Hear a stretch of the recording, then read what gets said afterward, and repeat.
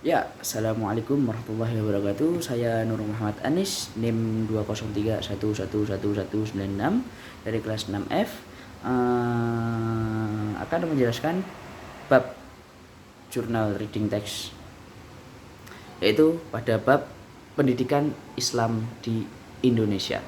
Nah, pada bab ini tuh menjelaskan tentang pendidikan Islam di Indonesia, dari sejarahnya, dari perkembangannya, dan mulai ada kemajuan-kemajuan. Tapi di bab ini tuh lebih condong kepada modernisasi di pendidikan Islam di Indonesia.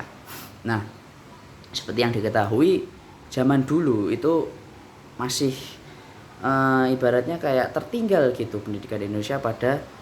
Kan dulu patokannya pasti barat ya. Kalau kita barat udah gini kok kita masih gini, nah itu berarti kan tertinggal gitu. Semua itu patokannya barat, sampai sekarang pun ya, teknologi pun juga patokannya barat juga. Nah, ini ke pendidikan.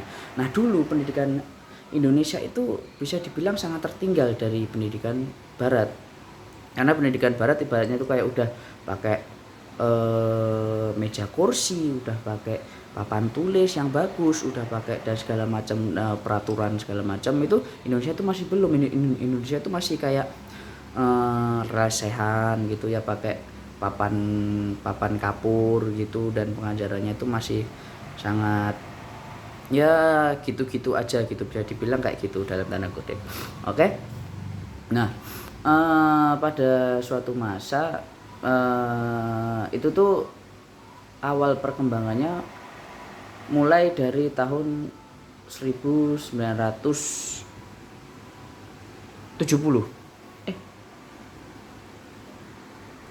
Ya, betul, 1970. Dari itu ada Menteri Pendidikan Indonesia ya saat itu, yaitu lulusan UIN.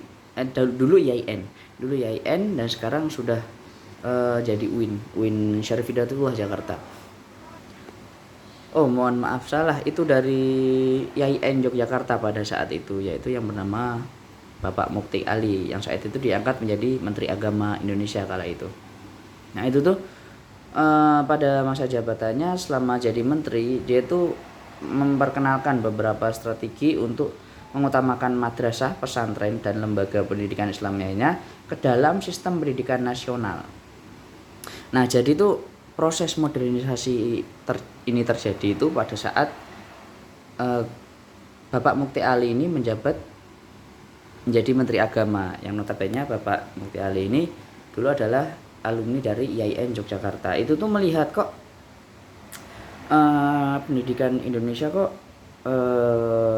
ibaratnya kayak kok gini ya, kok nggak ada kemajuan yang signifikan gitu dalam sektor pendidikan gitu. Nah, terus melihat ya hal-hal seperti itu, Pak Mukti Ali ini kemudian kayak mengeluarkan undang-undang ya, kayak apa tuh namanya, kayak mengeluarkan peraturan yang mana pendidikan Islam dan pendidikan modern itu harus kayak disatukan gitu loh. Jadi dulu itu pendidikan Islam ya Islam, pendidikan agama ya agama, pendidikan modern ya modern, umum ya umum gitu. Jadi ada dikotomi tersendiri antara pendidikan Islam dan pendidikan agama. Nah itu tuh Pak Mukti Ali ini kayak melihat apa iki to seinggarai pendidikan yang Indonesia ini bisa dibilang stagnan gitu ya, ada perkembangan tapi sedikit. Nah, itu kemudian mencoba untuk menggabungkannya, mengakulturasikan budaya barat, bukan budaya barat, kayak sistem pendidikan barat dimasukkan coba dikit-dikit ke dalam sistem pendidikan Islam, yaitu mungkin contohnya dari sekarang yang sudah berdampak, yaitu ada pesantren-pesantren modern, ada sekolah-sekolah Islam tapi udah modern juga. Dulu nggak bisa kayak gitu. Dulu emang benar-benar kayak ada perbedaan yang ketara. Nah, modernisasi madrasah ini itu tuh banyak sekali terjadi. sudah ada ya modernisasi madrasah itu juga ada peningkatan dari uh, pesantren yang sekarang juga sudah ada banyak sekolahnya. Sekarang kan juga banyak itu sekolah pesantren tapi juga dia mendirikan sekolah jadi satu. Nah itu juga termasuk dampak dari modernisasi pendidikan di Indonesia. Itu sekarang banyak juga MA. Jadi modernisasi di Indonesia ini bukan hanya di sekolahnya juga, tapi juga di dalam sistem sekolahnya, termasuk ke dalam mata pelajaran. Jadi mata pelajaran ini di dalam sekolah-sekolah ini juga muncul mata pelajaran agama. Jadi itu sebagai bentuk akulturasi atau pencampuran penggabungan antara modernisasi yang dimasukkan ke dalam budaya pendidikan Indonesia. Nah, terus apalagi ada nah di sekolah-sekolah negeri itu yang dulu emang bener-bener nggak ada pelajaran agama. Jadi semua sekolah umum zaman dulu itu ya pelajarannya umum. Begitupun juga sekolah agama juga nggak ada sekolah agama yang di dalamnya ada mata pelajaran umum gitu. Nah, di dalam modernisasi madrasah ini juga akan dimasukkan jadi sekolah madrasah umum, sekolah umum itu harus dimasukkan ada pelajaran agamanya. Dan sebaliknya pun juga sekolah agama juga dimasukkan pelajaran umumnya. Jadi imbang antara kedua. Jadi pendidikan itu imbang gitu. Dulu kalau orang lulusan ini salah satu dampak positif dari perkembangan pendidikan Islam di Indonesia. Nah itu dulu dampaknya sekarang tuh, dulu itu kan sekolah, kalau lulusan sekolah Islam, sekolah agama itu nggak bisa gitu, misalnya jadi polisi, jadi tentara, jadi apa bidang umum lah, jadi dokter, itu tuh bisa susah dan bisa dibilang nggak bisa gitu, karena yang bisa masuk ke sektor-sektor tersebut, pekerjaan tersebut adalah dari yang sekolah umum.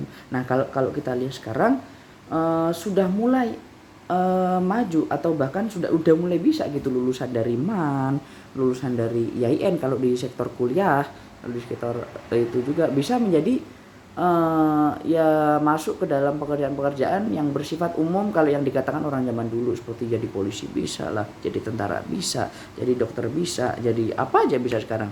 Mudah dan lebih fleksibel gitu loh lulusan sekarang tuh. Nah itu salah satu dampak manfaat dari penggabungan akulturasi budaya tersebut. Nah, kesimpulannya dapat dilihat bahwa logika di balik perkembangan lembaga pendidikan Islam ini dapat berbeda satu sama lain. Pesantren, madrasah, sekolah Islam lama dan sekolah Islam baru dapat beberapa hal yang berbeda dalam perkembangannya, namun semua telah sampai pada satu tujuan, yaitu mengembangkan lembaga pendidikan Islam yang berkualitas bagi umat Islam di Indonesia. Nah tujuannya itu cuma satu, yaitu memajukan pendidikan yang ada di Indonesia bersama-sama, tapi beda-beda nggak apa-apa, intinya cuma satu. Pada titik ini semua lembaga pendidikan Islam ini sepakat bahwa sistem pendidikan Islam yang dapat menanamkan nilai-nilai agama dan moral dalam kurikulum modernnya sangat penting dan prospektif. Lembaga Islam ini kemungkinan akan mampu mempertahankan peran instrumentalnya dalam melanjutkan modernisasi umat Islam secara keseluruhan. Mungkin itu dulu penjelasan pendidikan Islam di Indonesia dari saya, dari Nur Muhammad Anis. Wabillahi taufiq wal hidayah. Wassalamualaikum warahmatullahi wabarakatuh.